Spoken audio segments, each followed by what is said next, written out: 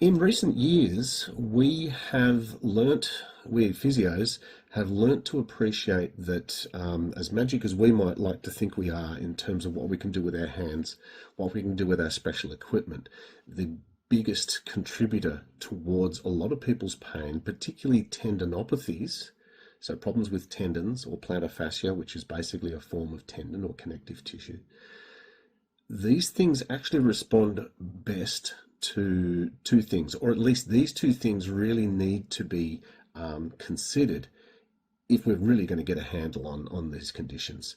Now, the first is nutrition. Okay, so eating healthily. So upping your veggies, not having too much fruit, but having a bit of fruit, and watching out for refined food, particularly refined carbohydrates or sugars. So that's one lifestyle factor. The other lifestyle factor is sleep. And sleep is it's arguably the biggest one of all. You must try and get yourself some good sleep.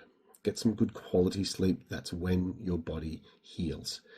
Now, we can talk about sleep hygiene maybe in another video, but the amount of sleep that you get, the timing of your sleep, and I know for those of you doing shifts, this can be a real struggle, the duration of your sleep.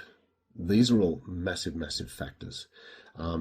If you can walk away from this little video with a couple of big tips, you are aiming to get 8 hours of sleep a night. Now, a lot of you won't get that for various different reasons. Maybe you're parents with young kids, maybe you're shift workers, maybe you're just in the habit, maybe you have insomnia, which can be a result of many, many different things. But if you can walk away with this little tip, try to go to sleep or go to bed every night at the same time. This is one of the biggest determinants as to the quality of your sleep, the timing of your sleep. Different people have different rhythms, but if you can go to bed at the same time each night, you're probably going to get better results. If you can time that bedtime such that you are getting up at the time that you need to get up, having had enough sleep.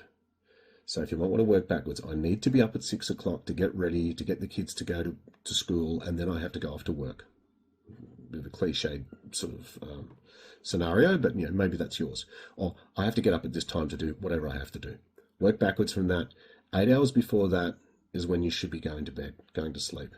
And there's various different tips you can get, and you will find for getting you into that state of going to sleep. But the biggest thing you can do is just do it at a regular time.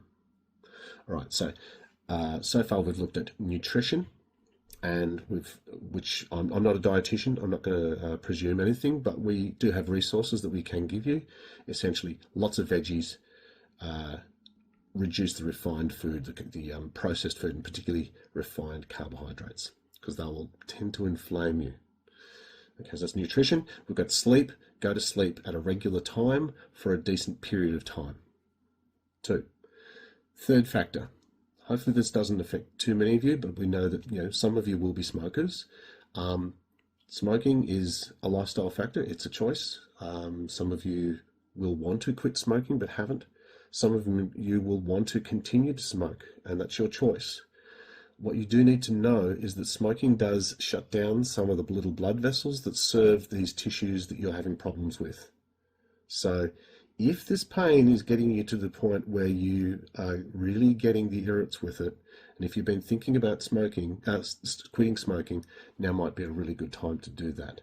So we've got nutrition, we've got sleep, we've got smoking. There are probably several other big lifestyle factors, but these are the biggest. If you can deal with these will tend to give you a good outcome. I will just add, weight loss is often thrown into this mix.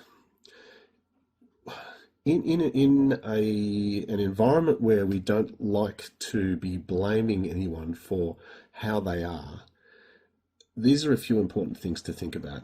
If someone throws to you, you need to lose weight, we'll probably never talk about that. We should never talk about that, because skinny people get these problems too. So it's not just about weight. If it was just about weight, then we would see this happening in more people who are obese than people who are not obese. Yes, statistically we might, But what's going on in the background? Probably nutrition, probably exercise. And the thing is, you can eat healthfully and you can exercise. You may still be overweight, but if you're doing those things, you're changing that internal environment, possibly shifting it away from that acidic, inflammatory state.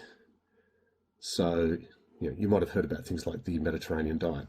That will shift you away from an inflammatory state. When you exercise regularly, you draw the glucose, the sugar, out of your bloodstream, and that puts you into a less inflammatory state. So, lifestyle factors can include nutrition and exercise, which might have the effect of weight loss, but don't feel and don't be shamed into thinking you have to lose weight. It's a burden that someone shouldn't have forced upon them. You're much more likely to be in a much worse state in terms of your mental health, and that's not going to help your physical health. Think about the things you can do to change the internal environment. Don't worry about the external. Reduce the inflammation in your body by doing those big things. Eat well, sleep well, quit smoking, and exercise such that we can actually have a healthier internal environment so that things like heel pain actually do resolve faster. So, hopefully that was clear enough. If you have any questions about these, bring them up with your physio and we can discuss. Additional to what we just mentioned in the last video, the elephant in the room here is alcohol. And as much as alcohol is part of our culture, it is likely to skew slightly towards inflammation. So if you're looking at reducing or stopping alcohol intake, then again, this might be a little bit of inspiration. Your current pain might be inspiration for you to actually dial the alcohol back or even quit completely. I know that's a big thing. Like I say, it's very deeply entrenched in our culture.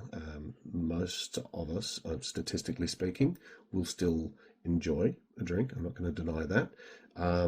But you do need to be aware that that can be a factor.